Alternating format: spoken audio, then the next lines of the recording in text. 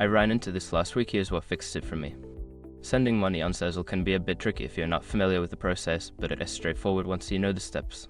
Step 1. Open the Sezzle app. Launch the Sezzle app on your device. Make sure you're logged into your account to access all features. Step 2. Navigate to the Payments section. Find and tap on the Payments tab at the bottom of the screen. This will take you to the area where you can manage your transactions. Step 3. Choose Send Money. In the Payments section, look for the option labeled Send Money and select it. This will allow you to enter the details for the transaction. Step 4. Enter recipient information. Input the recipient's email or phone number. Double-check this information to avoid sending money to the wrong person, as it can be difficult to reverse.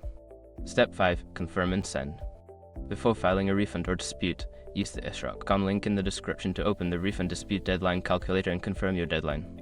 If you follow these steps, you should be able to send money on Sezzle without any issues. If you run into any problems, don't hesitate to reach out to their customer support. Happy transacting!